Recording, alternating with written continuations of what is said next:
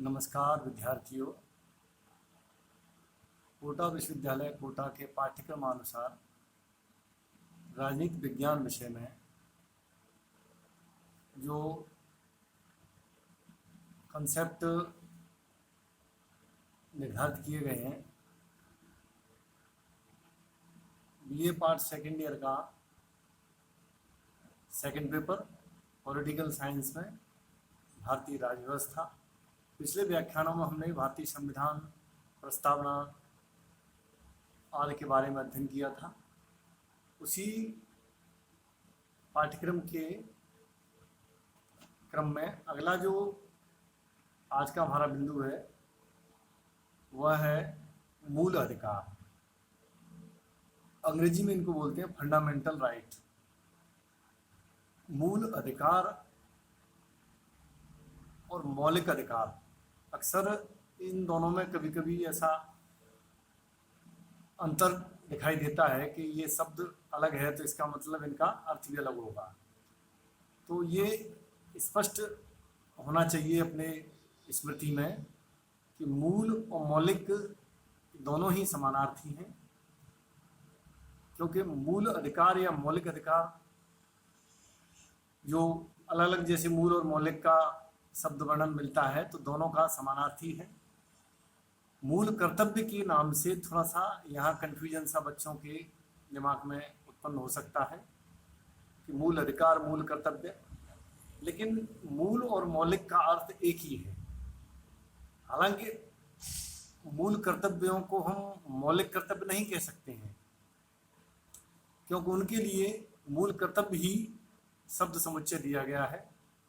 लेकिन जहाँ अधिकारों की बात होती है वहाँ पर हम मूल अधिकार भी कहते हैं और मौलिक अधिकार भी कहते हैं। तो ये थोड़ा सा दिमाग में रखने का बिंदु है।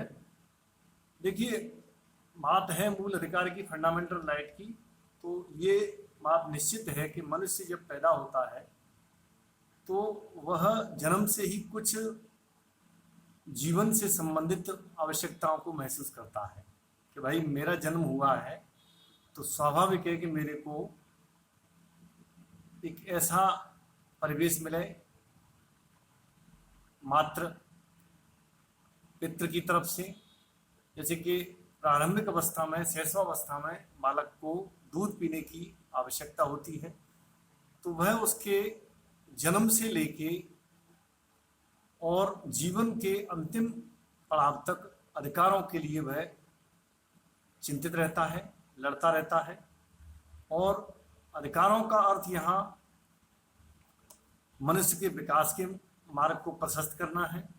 मनुष्य का जो डेवलपमेंट है वह हो सकता है सरकारों द्वारा उसको उपेक्षित दृष्टि से देखा जा रहा हो, पूरी तरह से वहाँ इस तरह की प्रगति योजना नहीं निष्पादित की जा रही हो।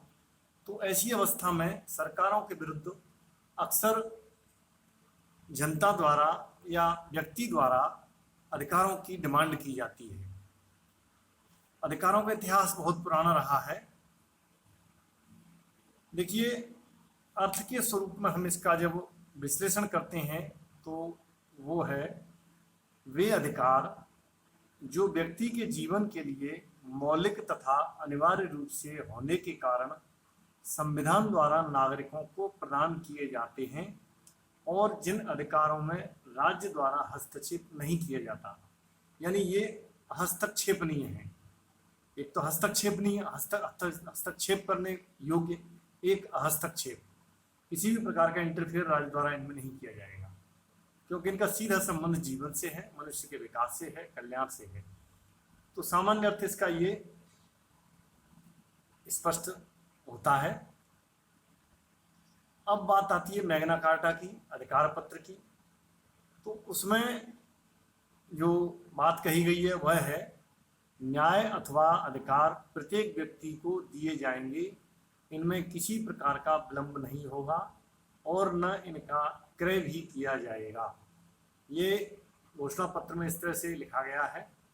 ये उनकी वचनबद्धता है और मनुष्य के कल्याण के लिए, मनुष्य के अवसरों की प्राप्ति के लिए, यानी वह व्यक्ति को दिए जाएंगे और उनमें किसी प्रकार की देरी नहीं होगी और उनको न तो बेचा जाएगा यानी उनको उनका क्रय ही न तो विलंब नहीं होगा और न इनका क्रय भी किया जाएगा, यानी इनमें देरी भी नहीं होगी और इनको हम खरीद भी नहीं सकते हैं। क्रय से यहाँ खरीदने से है। ये अधिकार व्यक्ति की स्वतंत्रता का परिचय देते हैं। मुख्य न्यायाधीश पतंजलि शास्त्री ने लिखा है, मूल अधिकारों की विशेष बात यह है कि ये राज्य द्वारा पारित विधियों से ऊपर हैं। स्वतंत्रता, समानता, भ्रातृत्व के संदेश इन्हीं अधिकारों से निर्धारित किए जाते हैं। जैसा कि फ्रांसीसी क्रांति में देखने को 1789 में मिला था। 1789 की फ्रांसीसी क्रांति में, यानी ये स्वतंत्रता, समानता, भ्रातृत्व के संदेश के माध्यम से या इनकी आवश्यकता के रहते हुए, और जो भी जिन देशों में क्रांतियां अब तक हुई हैं उनके पीछे कहीं ना कहीं अगर उनकी गहराई में जाया जाए तो अधिकारों का ही वर्चस्व, अधिकारों के लिए ही लड़ने के लिए तैयार रहना एवं व्यवस्थित या स्थापित सरकारों से ये मांग रखना कि हमें इन इन अधिकारों को दिया जाए, उनका संरक्षण किया जाए। देखिए, मूल अधिकारों की विशेषताओं की हम जब बात करते हैं तो इसमें जो भारतीय संविधान के संदर्भ में हम देखते हैं कि मूल अधिकार भारतीय संविधान के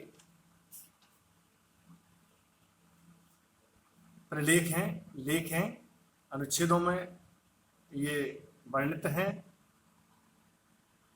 बहुत अधिक विस्तार, विशेषताओं के बारे में जब हम पढ़ते हैं तो बहुत अधिक विस्तार का अधिकार पत्र, यानी ये जो मूल अधिकार हमें संविधान द्वारा प्रदत्त किए हैं इनका विस्तृत रूप है। ये भी ध्यान रखना होगा कि ये जो मौलिक अधिकार हैं इनका हमने लेने का जो प्रोसेस है, प्रक्रिया है, वो अमेरिकी संविधान से ग्रहीत है, क्योंकि भारतीय संविधान विश्व के लिखित संविधानों में सबसे बड़ा माना जाता है। अब बहुत अधिक विस्तार होने के कारण इनके विश्लेषण में, इनकी क्रियान्विति में कई बार इस तरह की विवादास्पद स्थितियां पैदा होती हैं, लेकिन फिर भी इनके अर्थ सामान्य सकारात्मक तरीके से देखा जाए, जनहित में देखा जाए तो सभी पूरी तरह से संतुलित हैं और अर्थ की दृष्टि से, क्रियान्विति की दृष्टि से मनुष्य के लिए अत्यंत लाभकारी हैं। हमारे संविधान में दिए गए मौलिक अधिकारों में पूरे आदर्श का कोई इस तरह का प्रावधान नहीं है, बल्कि वहां पर व्यवहारिकतापूर्ण उनको स्थापित किया गया है। यानी आदर्शवादी सिद्धांत के आधार पर इनको यहाँ नहीं, बल्कि इन्हें व्यवहारिकता की दृष्टि से जनता के हित में, व्यक्ति के हित में इनको वर्णित किया गया है। फिर है सीमित, इनकी लिमिटेशंस हैं एवं इनको हम निरंकुश स्थिति में नहीं रख सकते हैं कि व्यक्ति अगर अधिकार की बात करे तो वह अधिकार के रूप में और निरंकुशता की ओर प्रस्थान करे, तो यहाँ इस चीज का निषेध किया गया है। संविधान के तीसरे भाग में दिए अधिकार ही प्रमुख हैं। संविधान के भाग 3 में जो दिए गए जो अधिकार हैं वो ही प्रमुख रूप से हैं।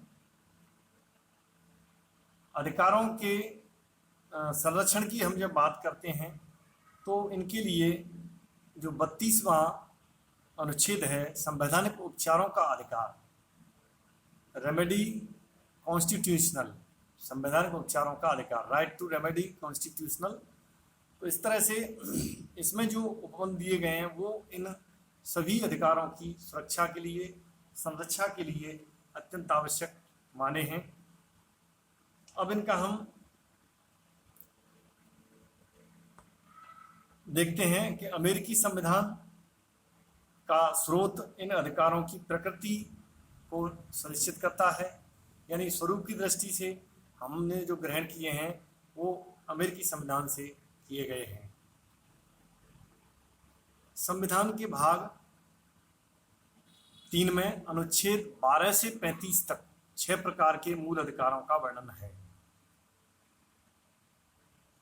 ध्यान रखें, ये अधिकार नागरिकों को राज्य के विरुद्ध प्राप्त अधिकार हैं। अनुच्छेद 13 न्यायिक पुनरावलोकन का उपबंध निर्धारित करता है। इन मौलिक अधिकारों का संरक्षक सर्वोच्च न्यायालय होता है। देखिए, सुप्रीम कोर्ट इनका संरक्षण देने वाली शक्ति है, क्योंकि मौलिक अधिकार वह व्यक्ति के विकास में एवं व्यक्ति के हितों के लिए हैं, तो न्यायिक पुनरावलोकन की शक्ति के द्वारा भी इनको अपने दायरे में लेकर के, और अगर मनुष्य या किसी व्यक्ति के लिए कोई इस तरह का प्रावधान किया जाए जो उसके अहित में है, तो उस कानून को या उस उपबंध को न्यायालय द्वारा, सुप्रीम कोर्ट द्वारा अपने संज्ञान में लिया जा सकता है और उस माध्यम से उस पर अपनी प्रतिक्रिया या निषेध की स्थिति को भी लिया जा सकता है।